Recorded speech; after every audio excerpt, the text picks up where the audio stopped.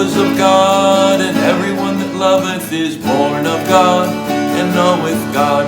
He that loveth not knoweth not God, for God is love.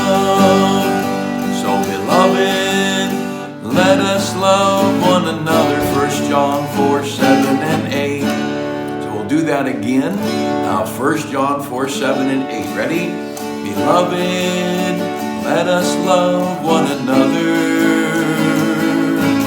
For love is of God, and everyone that loveth is born of God, and knoweth God. He that loveth not knoweth not God, for God is love. So beloved, let us love one another. 1 John 4:7-8.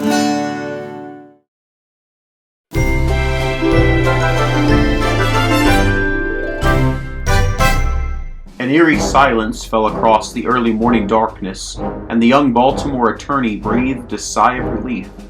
It was after 1 a.m. in the morning of September 14, 1814, and it was the first time in more than 18 hours that things had been quiet.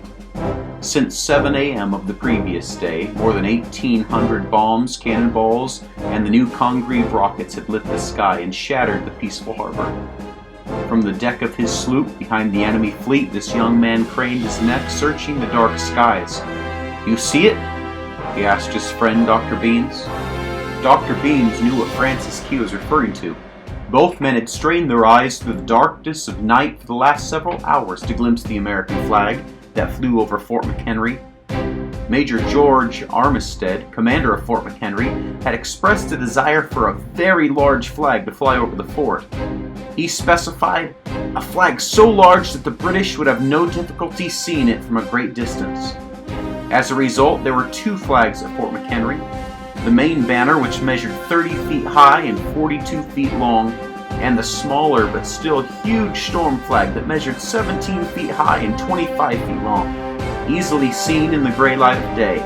But as darkness had fallen, the only time the flag could be seen was during those seconds when it was momentarily lit by bombs and rockets the enemy hurled at the small fort. As long as the two men and their third companion, Colonel John Skinner, could see the flag flying, they knew that there was still hope that their nation had survived. Now the bombardment had stopped, and there were no flashes to light the sky and reveal that flag still waving proudly.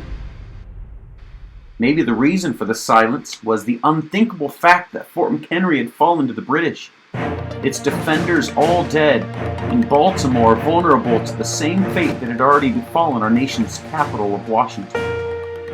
Mingled with the uncertain fears about the fate of his fellow Americans, and thinking of his last glimpse of that bombed and tattered flag, Mr. Key was overcome with a frustrating sense of helplessness. There was absolutely nothing he could do to intervene or assist in its defense. He was not able to join the valiant warriors in defending the fort and resisting the invading British soldiers. Mr. Key was himself a prisoner of the very same enemy that was raining molten death on his countrymen. The stillness dragged on for hours. Despite the fact that Mr. Key had not slept in close to 36 hours, the present quiet afforded no respite.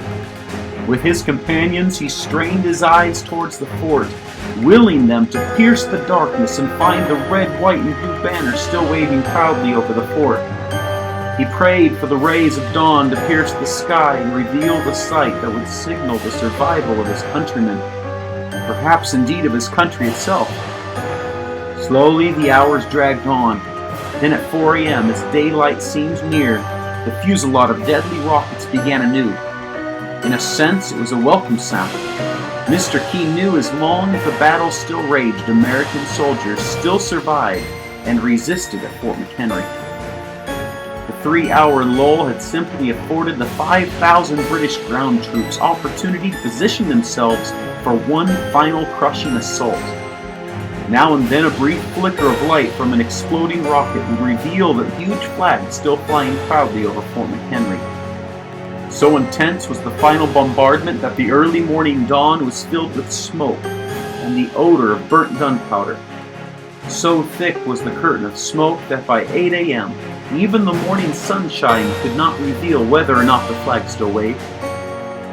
Then quiet returned.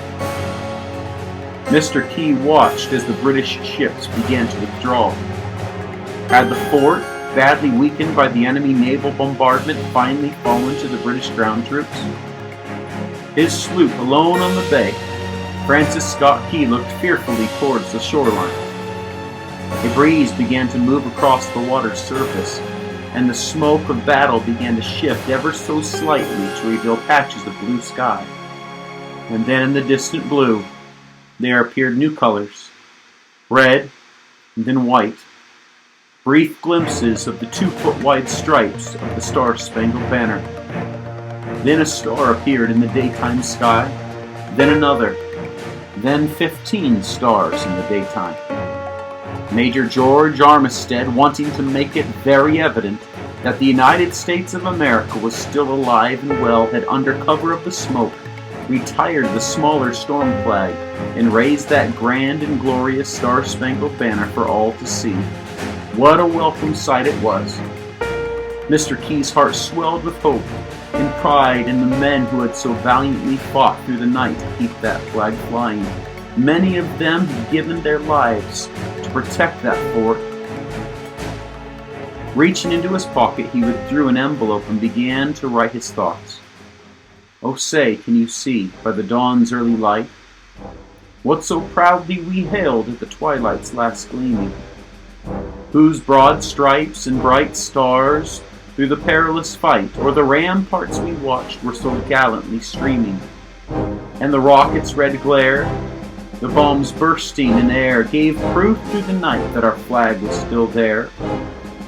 Oh, say, does that Star-Spangled Banner yet wave o'er the land of the free and the home of the brave?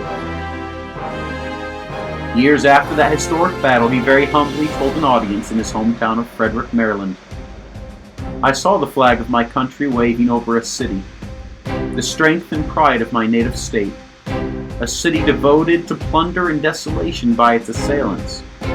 I witnessed the preparations for its assaults. I saw the array of its enemies as they advanced to the attack. I heard the sound of battle. The noise of conflict fell upon my listening ear and told me that the brave and the free had met the invaders.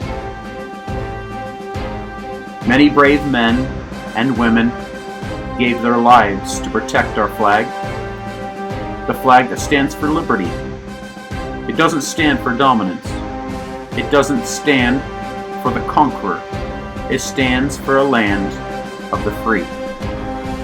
A land that will only remain free if the people who call themselves its citizens are brave enough to stand against tyranny and wave the flag of freedom.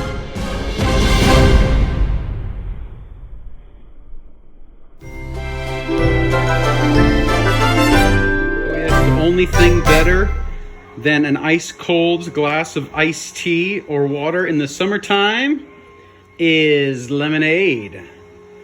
The only thing better than lemonade is strawberry or raspberry lemonade. And then the only thing better than strawberry or raspberry lemonade is to put it all in the blender with crushed ice and make frozen strawberry lemonade. So we're going to do it today, right?